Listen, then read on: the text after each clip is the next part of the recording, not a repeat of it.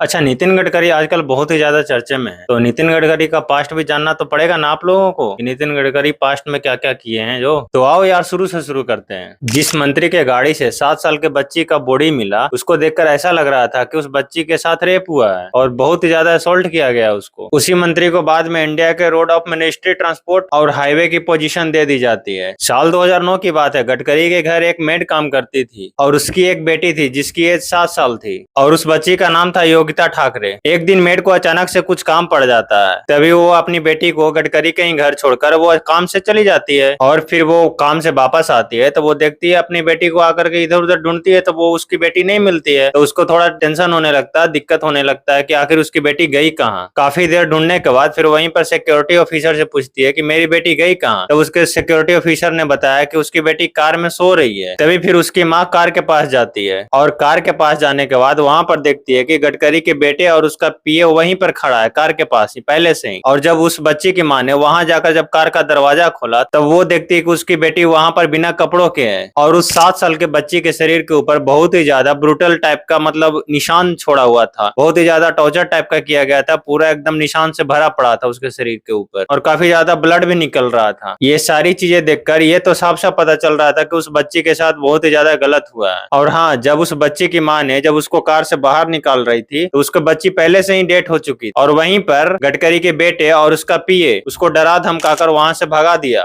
लेकिन उस बच्चे की मां बिल्कुल भी शांत नहीं बैठी, उसने एफआईआर दर्ज करवाई, पुलिस स्टेशन जाकर के न्यूज में हल्ला करवाया, लेकिन फिर भी गडकरी जी का नाम कहीं नहीं आया। यहाँ तक कि उस कार का नंबर प्लेट तक चेंज कर दिया गया। और सबसे ज्यादा बेशर्म की बात है, जब उस बच्ची का पोस्टमार्टम हुआ तो उसको पोस्टमार्टम में जो रिपोर्ट निकला उसमें यह बताया गया कि उस बच्ची का मौत दम घुटने के कारण हुआ है। लेकिन उस बच्चे की माँ ये साफ साफ देखकर कह सकती है कि उस बच्ची के साथ बहुत ही ज्यादा ब्रूटल रेप हुआ है। योगिता की माँ को ये चीज बिल्कुल मंजूर नहीं था, इसलिए ये केस सीआईडी के पास जाता है और फिर सीआईडी वालों ने नितिन गडकरी को क्लीन चिट दे देती है, जिसके बाद ये सारे एलिगेशन क्लियर हो जाते हैं। और जब ये केस सुप्रीम कोर्ट में जाता है तो सुप्रीम कोर्ट वालों ने इस केस को इनवैलिड बताकर वहां से खारिज करवा दिया। पर योगिता उस 7 साल के बच्ची को आज तक कोई भी इंसाफ नहीं मिला है। ये है हमारा देश, क्योंकि आज भी हमारा देश पढ़े लिखे लोग नहीं बल्कि देश के गुंडे मवाली जो है वही लोग चला रहे हैं और वही लोग पॉलिटिक्स में है। देश में तो आधा से ज्यादा जो रेप होता है उसमें ज्यादा से ज्यादा पॉलिटिक्स वाले ही इंटर किए हुए हैं और ये बड़ी शर्म की बात है।